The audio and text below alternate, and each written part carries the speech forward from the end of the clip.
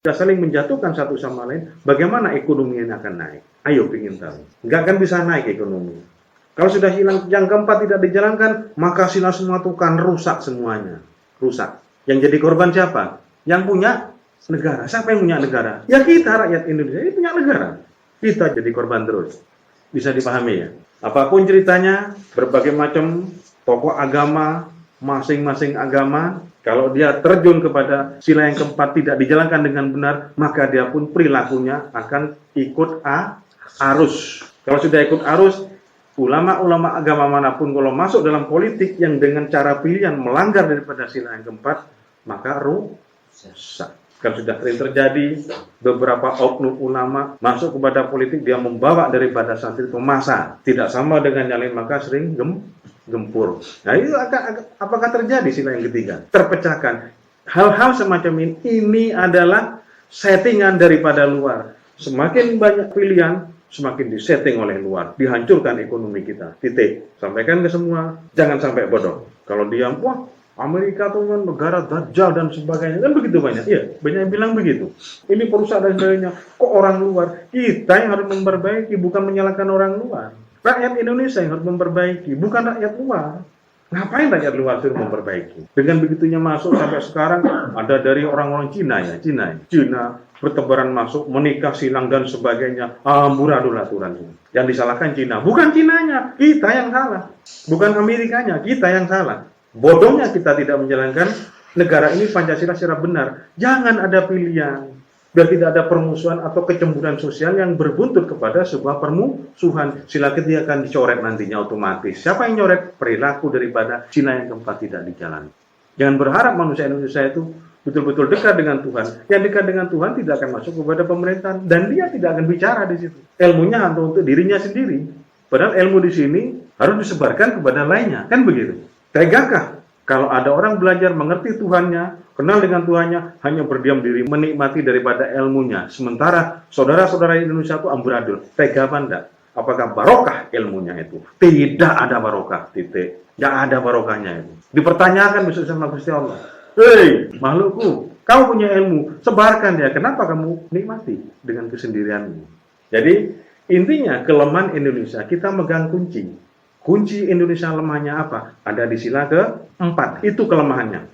Kalau kita sudah menjalankan sila yang keempat dengan sebenar-benarnya, yang bertanggung jawab ini adalah presidensil. Presiden sebagai kepala negara dan pemerintahan. Yang mengacu ke sana adalah rakyat. Karena kedaulatan tertinggi ada di tangan rakyat. Apakah DPR salah? Ya tidak salah DPR.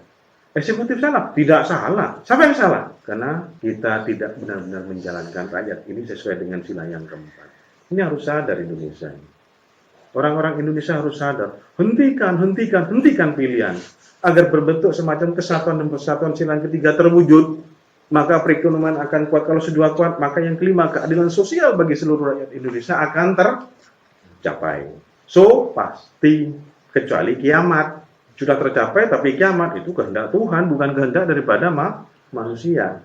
Kembali lagi ke yang awal, sistem hidup diri sendiri, sistem hidup pribadi, atau disebut dengan dulu itu notoroko, itu kita mainkan sistem aja. Sistem hidup diri sendiri, sistem hidup daripada negara. Bagaimana sistem hidup keluarga akan mengikuti di tengah-tengah sistem hidup diri dan sistem hidup negara. Di tengah-tengah itu tidak perlu dijelaskan. Karena apapun, perempuan akan ikut benar-benar bermakmum kepada suami. Di agama manapun istri makmum kepada suami. Ayo ingin tahu. Agama mana yang dikatakan istrinya di depan menjadi imam? Ayo, tidak ada. Di India, yang ke pangeran dia pegang. Iya toh? Karena wakil Tuhan. Itu agama apa? Diagungkan benar suami. Kalau Muslim biasa. Dihormati, diagungkan benar, tapi tidak sampai berlaku semacam itu, tidak berlebihan. Tapi intinya, sistem hidup keluarga itu di tengah-tengah sistem hidup raga dan sistem hidup negara. Kalau sudah sila yang keempat sebagai sistem hidup negara ini tidak dijalankan benar, maka rusaklah sistem hidup pribadi, rusaklah sistem hidup keluarga.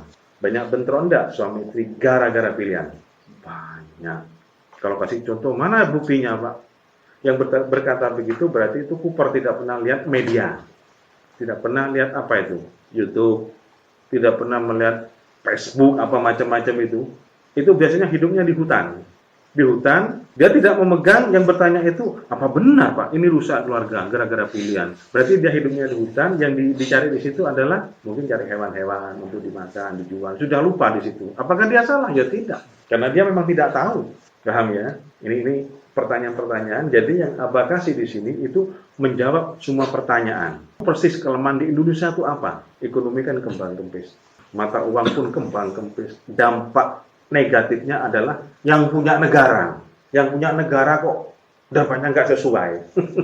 Ya ini dengan tidak dijalankan benar semacam ini, maka sudah kesatuan persatuan sudah kamuflase, sudah merupakan kayak fata morgana, nggak jelas kesatuan persatuan. Lawang sama-sama wakil rakyat aja tidak bersatu, ya apa tidak? Sama-sama camat aja nggak bersatu, yang penting dia hasil. Itu eksekutif loh. Nah wakil rakyat mana? Yang merupakan tempat di mana rakyat memberikan aspirasi. Iya, aspirasi. Mana berbunyi dia? Tak dapat dia bunyi, tak dapat dia ucap. Nggak bisa. Ya, karena apa sumbernya? Sila yang keempat tidak dijalankan dengan benar. Sebagai rakyat, jalankan sila yang keempat. Jadi kalau ada pertanyaan, siapa kira-kira yang bisa menjalankan semacam ini, Pak? Ada yang bertanya begitu. Balik tanya, Anda dari bangsa mana? Apa zamannya Fir'aun? Atau zamannya apa itu? Napoleon Bonaparte?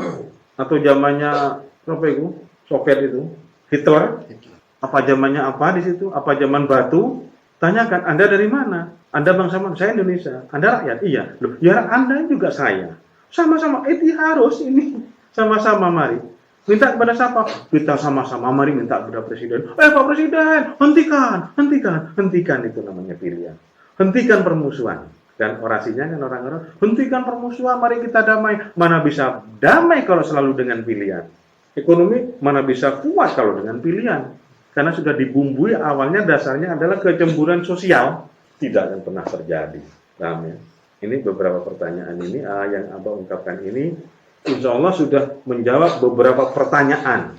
Yang mengerti hal-hal semacam ini adalah sesungguhnya memahami ilmu semacam ini. Ini adalah profesornya tata negara sesuai dengan Pancasila. Ini asli profesor. Kalian ini ahli semacam ini, profesor semua. Cuman jangan bilang, Pak saya profesor. Kan gitu. Lulusan apa? S3, SD, SMP, SMA. Kok profesor? Sebelum profesor, doktor dulu kan gitu. Jadi ilmunya Abah kasih semacam ini, tata negara sesuai dengan Pancasila. Tidak mengadopsi tata negara kita dari negara lain. Yang ada adalah Pancasila. Tegakkan Pancasila. Azza wa Jalla bilang, aku tidak akan merubah kaum, sebuah kaum bila kaumnya tidak mau merubah dirinya sendiri. Indonesia ini punya siapa? Kaum siapa? Kaum manusia Indonesia. Kalau tidak mau merubah di situ, aku tidak akan kasih kebaikan di situ. Sudah ketentuanku.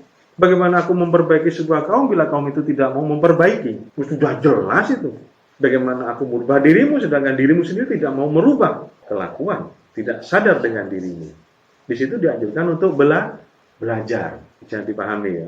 Ini pertanyaan apapun insya Allah sudah ada dalam rekaman ini. Dasarnya dari mana kan sudah ada tadi. Kok tidak sama dengan Pancasila kan ada. Tidak sama dengan butir-butir yang terlaksana selama ini. Sudah ada tadi. Siapa yang berani menjalankan semacam ini? Sila yang keempat, benar-benar menjalankan sila keempat. Ada tadi sudah. Apalagi yang kurang. Bagaimana perekonomian? Kan sudah ada lagi juga di situ. Siapa yang bisa menjalankan semacam ini? Kan sudah ada tadi. Apalagi? Kan tidak ada. Inilah tanggung jawab. Nah, yang bertanggung jawab siapa hal semacam ini? Ya kita giring rakyat itu harus bersama-sama. Loh, siapa yang punya program bagaimana tentang negara Indonesia sudah menyiapkan program-program yang sesuai dengan Pancasila yang telah terjabarkan dalam Undang-Undang Dasar 45 yang telah kami siapkan. Dan itu program-program tidak akan lepas daripada Undang-Undang Dasar 45. Sudah ada tertera. Kita punya konsep di situ sesuai dengan Pancasila. Ingat, banyak kesalahan ini Indonesia banyak. Kata ini kita dapat teguran dari Allah, dapat teguran dari Allah. Bukan teguran sebetulnya, pengingat. Ya memang ditegur, wah kita tuh dapat bala karena kesalahan kita. Lalu kesalahan kita tuh apa? Sama-sama. Ini kan tidak tahu tuh. Kesalahan kita tuh apa? Bukanlah kita mungkin kurang dekat kepada Tuhan. Ayo dekat dengan Tuhan. Mereka pilihan dulure melok ikut apa? Pilkades. Satunya Pilkades. Ini yang ngomong misalkan 3 orang. Jangan kita ini mungkin kurang dekat dengan Tuhan, dengan Allah, kurang dekat.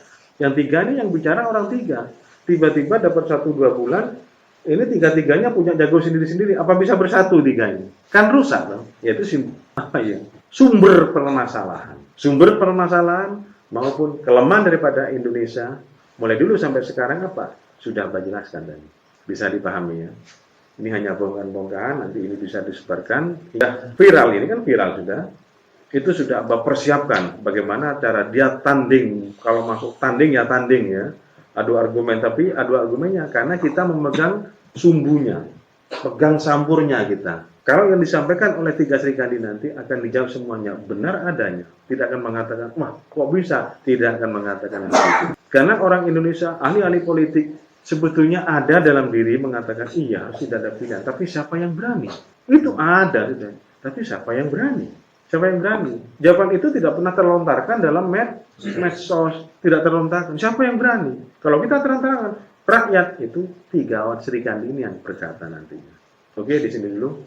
Mudah-mudahan ini menjadi sebuah ilmu dalam. Amin. Untuk menyampaikan sistem hidup manusia dan sistem hidup pemerintahan Indonesia. Amin. Allahumma amin.